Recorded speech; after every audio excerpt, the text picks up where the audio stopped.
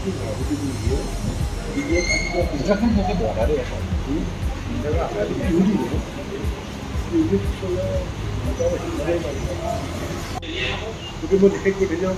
আমাৰ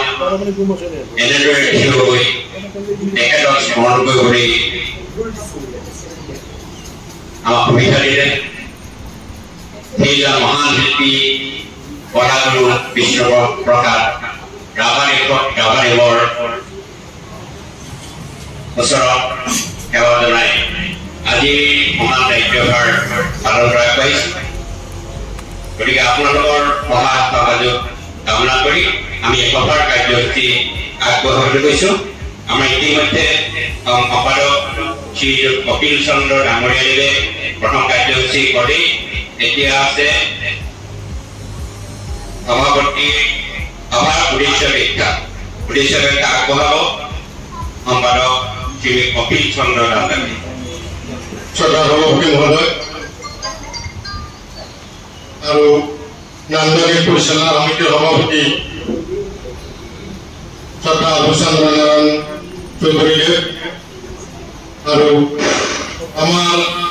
আজি বিষ্ণু ৰাভা দিৱসৰ উদ্দেশ্যে আমাৰ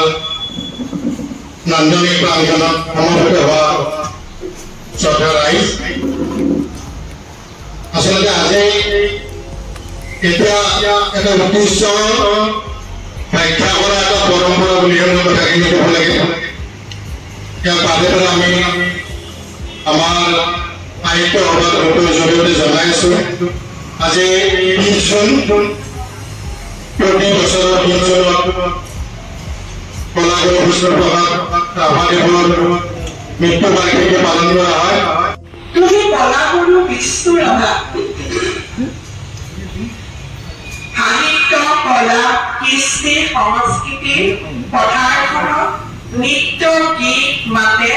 আৰু কবিতাৰ স্বৰূপে জীপান কৰি গুচি গৈছা। কিমানে জানে তোমাক, কিমানে বুজে তোমাৰ বিশাল ব্যক্তিত্বৰ কথা। মাটিৰ মানুহ তুমি, মাটিতে সুৰ বিচাৰি পাইছিলা। তুমি বড়ো, তুমি কছাৰী, তুমি চিত্ৰশিল্পী, তুমি নৃত্যশিল্পী, তুমি অভিনেতা, তুমি সুবক্তা, তুমি কবি, তুমি সাহিত্যিক, তুমি ৰাজনীতিবিদ, তুমি খেলুৱৈ আৰু তুমি চিৰ বিপ্লৱী নেতা। আই অসমীৰ সুযোগ্য সন্তান বিষ্ণু ৰাভা। ইমান গুণৰ সমাহাৰ কেনেকৈ আহৰণ কৰিছিলা? কোনে সিঁচি দিলে তোমাৰ দেহত অগ্নি যুগৰ পিৰিঙতি? যাযাবৰী শিল্পী তুমি, এটা বিপ্লৱী বলৰ বীজ মুকুট সামৰি জনতাৰ মাজত লুকাই লুকাই ৰোপণ কৰি চহকী কৰিলা অসমীয়া কৃষ্টি পথাৰ। আন মাতৃৰ হকে তুমি কত গীত গাই গলা অসমীয়া সৃষ্টিৰ পথাৰত। তোমাৰ লিখনি আজিও অন্তত সিঁচৰিত, এতিয়াও সন্নিৱিষ্ট হোৱা নাই ৰচনাৱলী। আধাৰো আধা তোমাৰ লিখনিৰ সম্ভাৰ। কেতিয়াবা এই লিখনি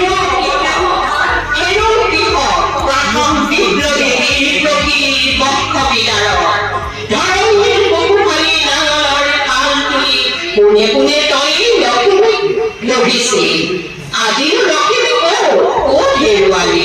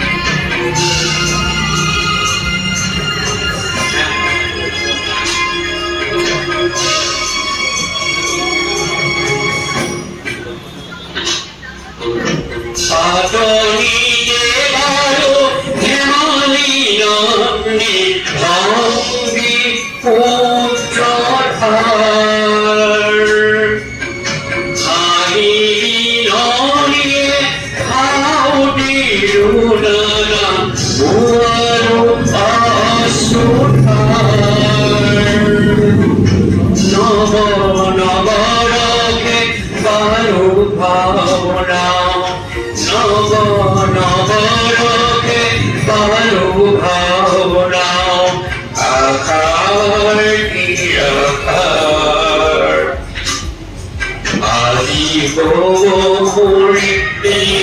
অন্নাদৰ ভাওনাৰ অৱসান কৰি জীৱনাদৰ হেৰাগি কৰিলান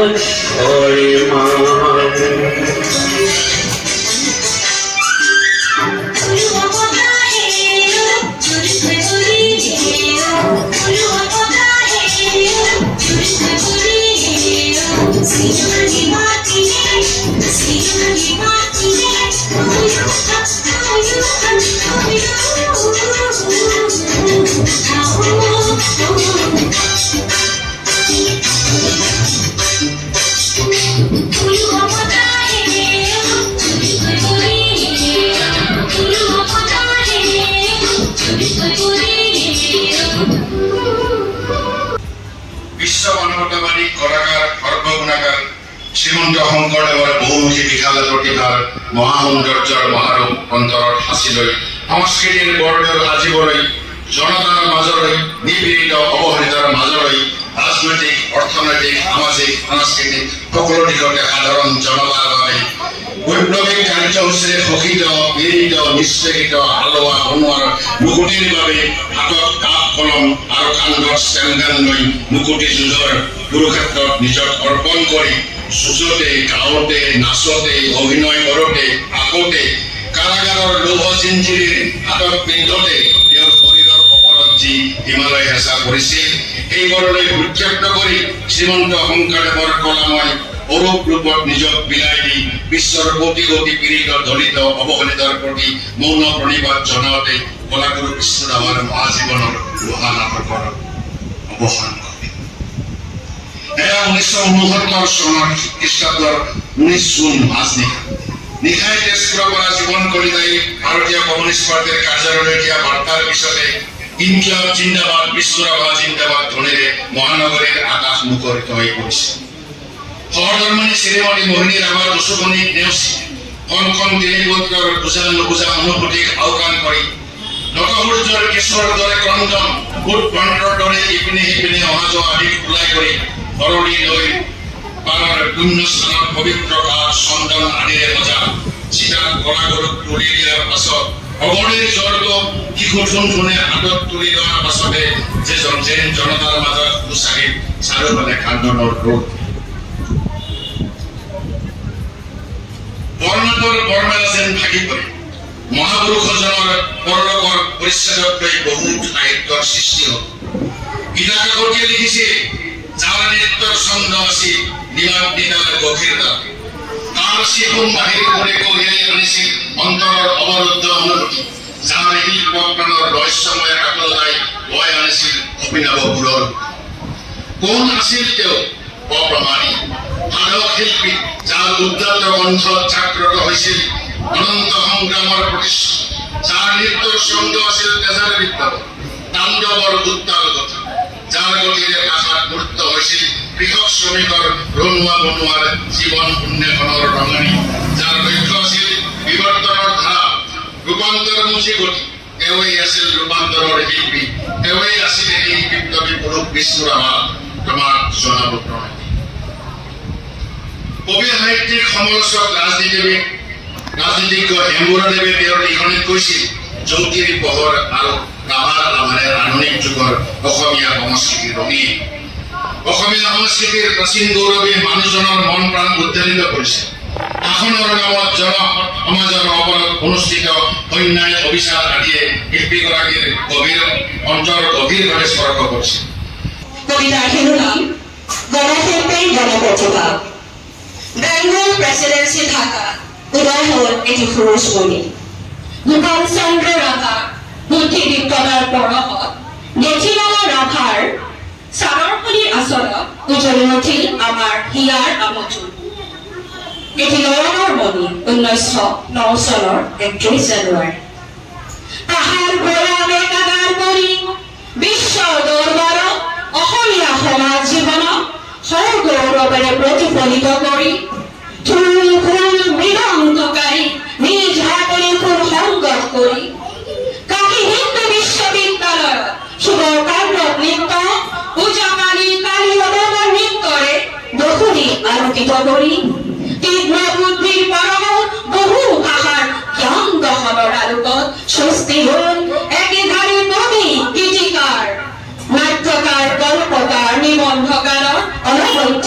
গণপ্ৰতিভা আমাৰ গণশিল্পী। বিষ্ণু ৰাভা তুমি আহিবা এদিন আপন এবাটি খাই কেৰেচিয়া বৰষুণত সিদিন তুমি হাতত ল'বা ষ্টেন গান মোৰ বজ্ৰ কণ্ঠে কম ये आजादी सुधा है विष्णु राभा তুমি আহিবা এদিন আহাৰৰ বতৰত বহি গৰীব লিখকজনৰ বাবে ভগাই খাম এমুঠি সুখৰ ভাত তুমি আহিবা শংকৰদেৱ ময়ো চিঞৰি চিঞৰি কম সংস্কৃতি অবিহনে মিছাই সভ্যতা বিষ্ণু ৰাভা তুমি আহিবা এদিন কঁকালত ধূলি দি হৈ বহাগৰ পথাৰত নাচি তুমি কৰিবা তাণ্ডৱ নৃত্য ময়ো চিঞৰি চিঞৰি কম হুঁচিয়াৰী হুঁচিয়াৰী বহাগৰ পথাৰত বিজতৰীয়া সংস্কৃতি হুঁচিয়াৰ বিষ্ণু ৰাভা তুমি আহিবা এদিন ভাবি যোৱা জাতিটোৰ সতে বহি এখন নতুন সমাজৰ কথা পাতিম তুমি গাই যাবা ভাং ভাং ভাং লোহাৰ শিকলি ভাং ময়ো উদাত্ত কণ্ঠে কম আমি বলি জাততে ভাগ ভাগ দোকানকাৰী কিন্তু জানানে ৰবা এতিয়াও সমাজত আছে সমাজৰ বাটত মই কৰোঁ সমাজৰ বাটত চচলো ঠিক তোমাৰ দৰে কিন্তু ঠিক তেনেদৰে এতিয়াও সমাজত আছে সমাজৰ হৈ সমাজৰ ৰুটি পুটি খাবলৈ পেট নবহে মন দুখীয়া তেজ শিকাই নিৰৱে কি বুলি কম এই সমাজত যিখন সমাজৰ একোগৰাকী নাগৰিক আছে ধন্যবাদ জীৱনকালত 1972 পৰা 1972 চনত দেখা যায় তেজপুৰত মৃত্যুবৰণ কৰিছে আৰু সেইটো দিনে আজি তেখেতৰ মৃত্যু দিৱসত আমি মৃত্যু ৰাভা এইটো তেখেতৰ মৃত্যু তেখেতৰ জন্মৰ পৰা মৃত্যুলৈ গোটেই কালছোৱা এখন নাটকৰ দৰে নাটঘৰ বা অংকীয়া ভংগা বুলিও ক'ব পাৰে তেখেতে নিজেই তেখেতৰ মৃত্যুৰ আগদিনা তেখেতে এখন মৃত্যু সজ্যাত থাকোঁতে মেডিকেলত এখন চিঠি লিখি চিঠিৰ দৰে এটা স্থানত বনাই কেইজনমান আমাৰ দিছিলে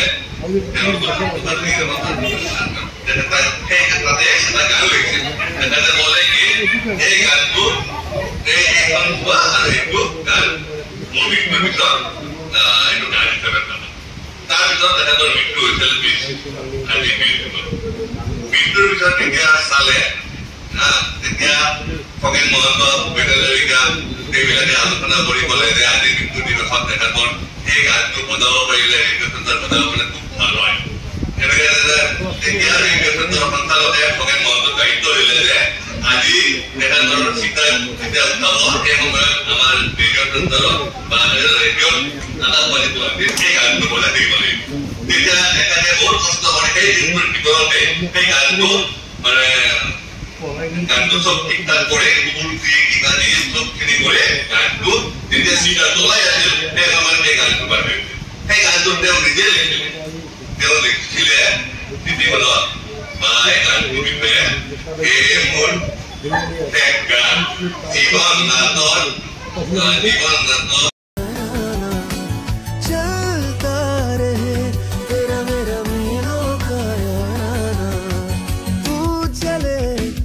करोड़ों दिलों में करके घर